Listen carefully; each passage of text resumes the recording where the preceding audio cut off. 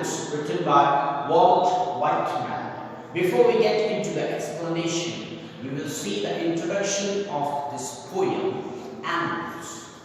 It is composed by famous poet Walt Whitman, who describes his strong desire and intense feeling to live with animals. He liked to live with animals or being around animals than the company of human beings. And moreover, he elucidated and mentioned the unique attributes of animals. He goes on telling about the attributes or the qualities of animals, and he liked those qualities which are in animals, which are far better than the qualities of human beings. Now let's see the theme or the central idea of the poem. We will see the central idea or theme of the poem. The poet is greatly impressed and influenced by the outstanding qualities of animals. There are certain qualities which he likes and which he is impressed by.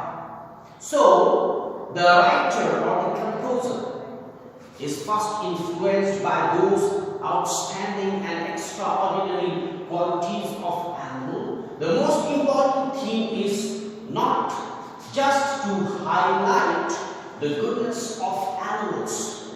So don't be mistaken.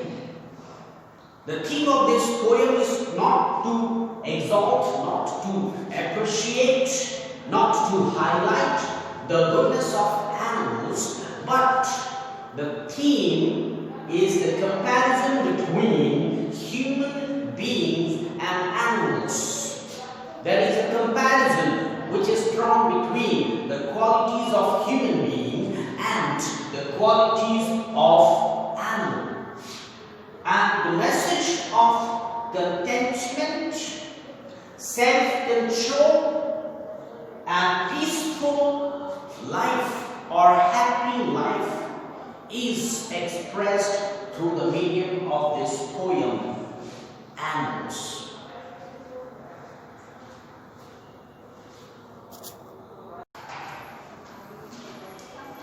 Let us read the lines of the poem. I think I could turn and live with animals. They are so placid and self-contained.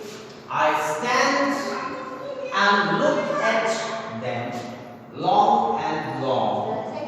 They do not sweat and think about their condition. Now, in these lines, the poet expressed his internal wish, his longingness, and his intense desire to live with animals.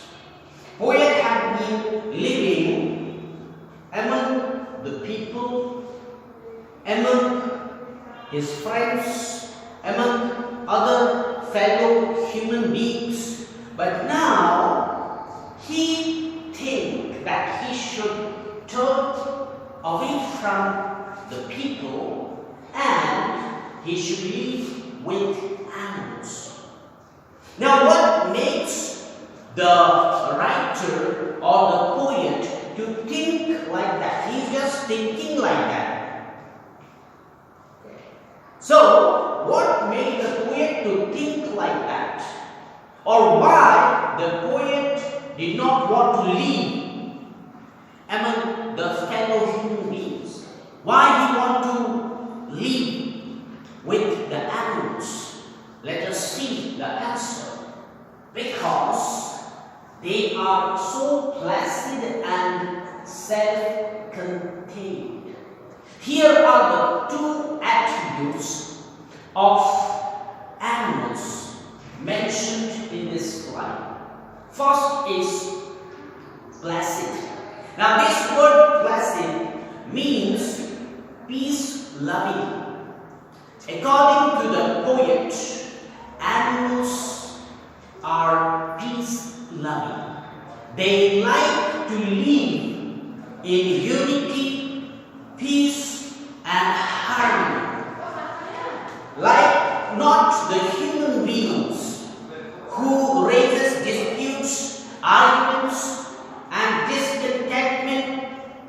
They raises issues, disputes, disagreements, and sometimes they fight. Human beings are aggressive in nature. So the poet is saying that animals, they are peace lovers. They like to maintain unity, peace, harmony. That's the reason which makes the poet to live among the animals. Now, the other reason which impressed the poet and which made the poet to think that he should live among the animals than to live in the company of men is the quality of self-containing. Animals, they have a quality of self-containing. That means they are self-contented. They are self-satisfied. Now, if we look to the attribute of the human beings, they are never contented with what they have. Human beings, they will be never satisfied with whatever they have. So there is a disagreement in the nature and the behavior of animal and human being. What is that? Human being will never come to contentment or will not be satisfied with whatever he or she might have. While the animals, they are self-contained and self-satisfied. These two qualities makes the poet to think that it's better to live with animals than to live among people. It's better to stay with animals, to stay with human beings, because of these two attributes or the qualities. Now, how he realized or how he understood these two qualities of animals? Here is the answer. I stand and look at them long and long. Now see, the author had keenly observed animal since long time. He stood and looked at the animals and then realized, then understood the quality of animals. They do not sweat and rave about their condition. Now see, the another quality which the poet observed in animals is that they never sweat and rave. Now these two terms, sweat and rave, is used in a sense to express the crying and the complaint of human beings. There is a contrast between the nature of animals and human beings. Human beings always cry and complain about their condition, about their situation, about their circumstances.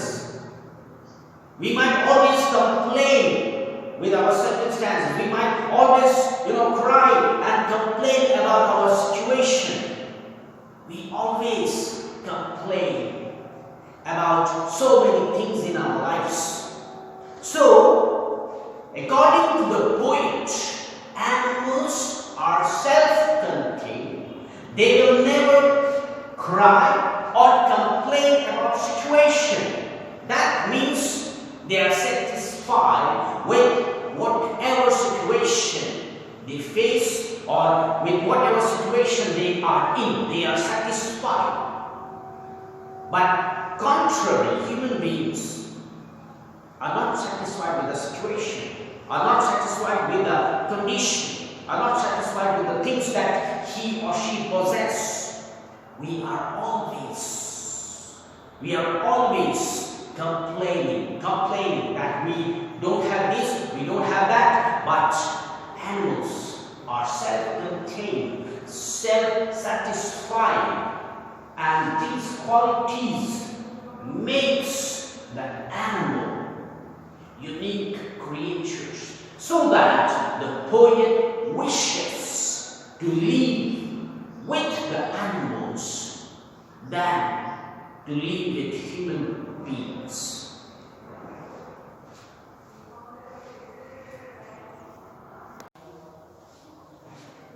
Now in these lines, the poet goes on describing about the other qualities of animals. Let me read out this for you.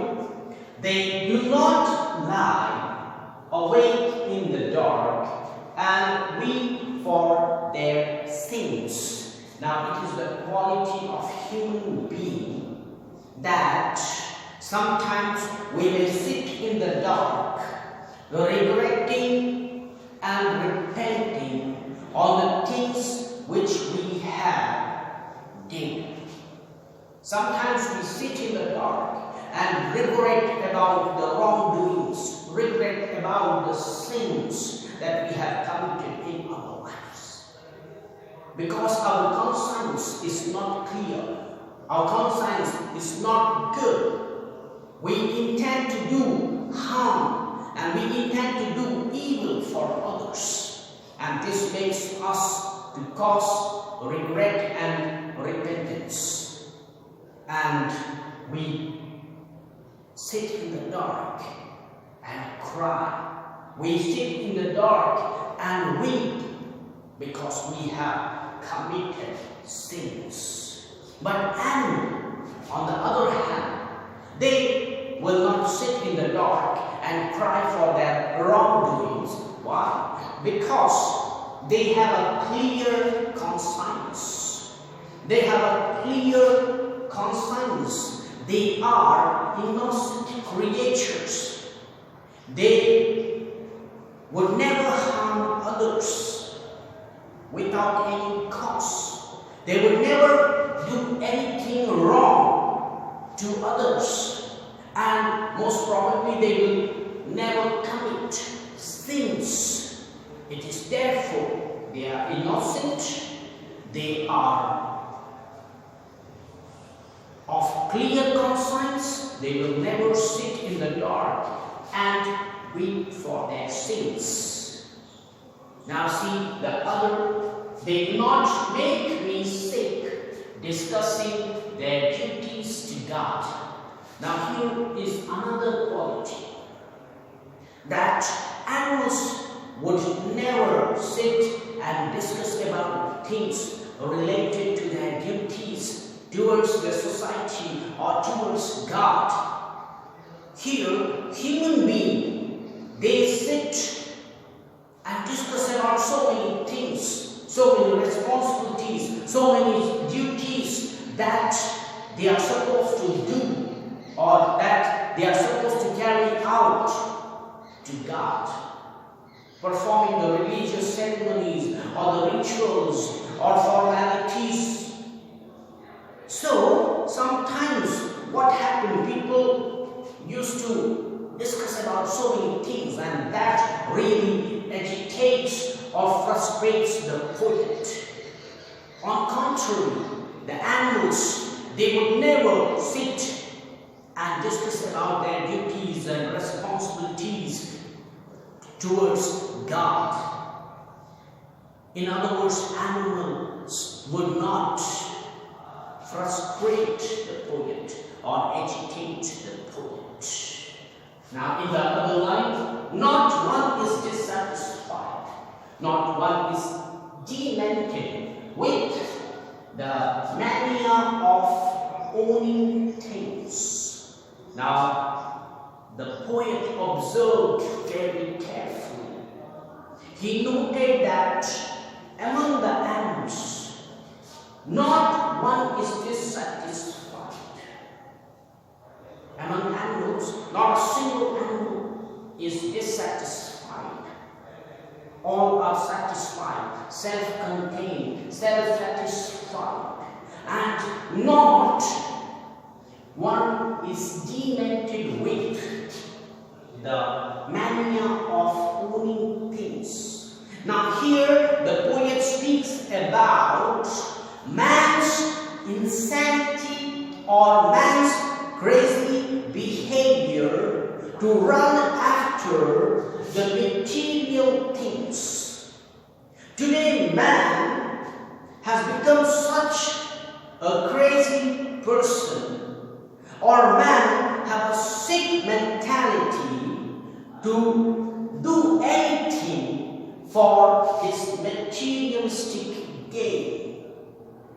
But when he observes in the world of animals, we find that all are self-satisfied, all are contented.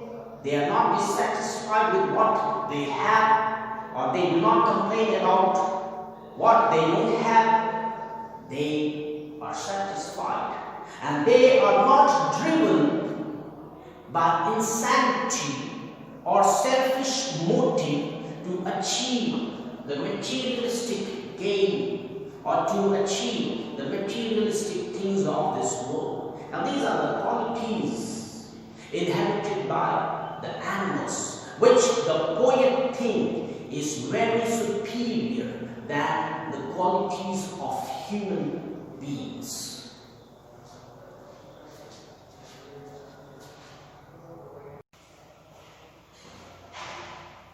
Now in these lines of the poet speaks about animals who do not kneel to one another.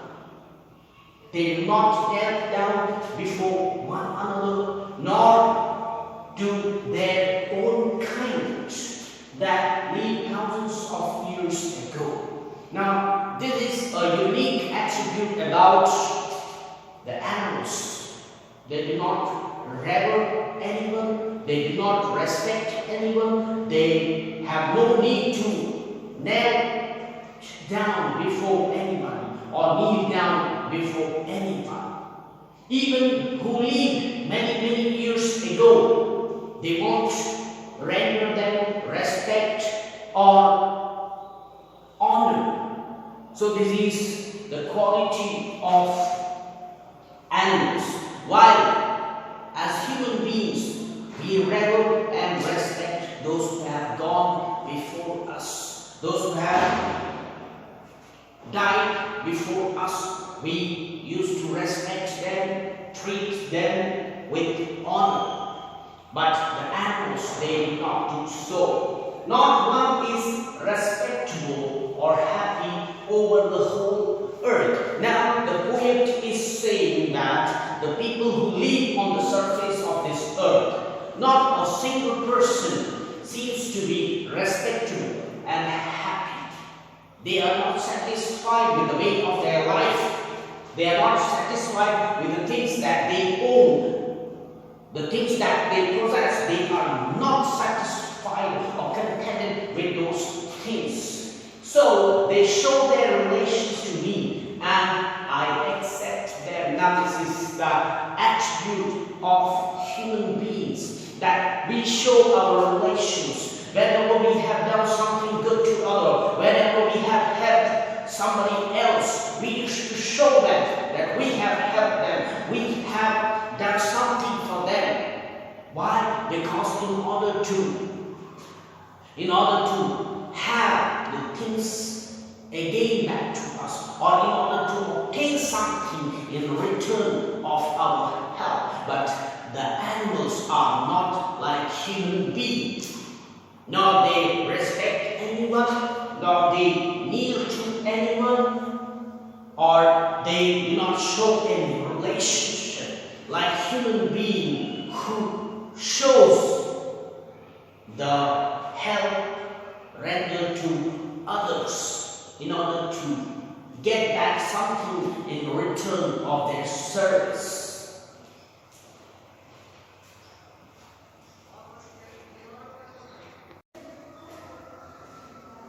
Let me read out these lines to you. They bring me tokens of myself. They evince them plainly in their possession. I wonder where they get those tokens. Did I pass that way huge times ago and negligently drop them? Now in these lines, the poet is speaking about tokens. Now here, tokens represents the noble nature of human being. The noble nature that the ancestors practiced. Noble nature, for instance, helping each other, sharing with each other, thinking good for others. So these are all the tokens, these are all the noble natures or the attributes of mankind, which were practiced by the ancestors. So the animals brings noble nature, token or symbols to the poet, and poet is amazed or he wonders. I wonder where they get those tokens. Poet says that he is shocked, he is stunned, and cannot understand from where those tokens have been given to the animal. How the animals got all the attributes or the noble qualities of human being, which the human being have left, and they pass from human to the animal. The poet wonders the noble character, the noble nature that the human being had dropped were attained by the animals. And thus the poet says that these animals shows, it means to show, shows their goodness, shows their noble nature, shows their tokens. And the poet readily accepts.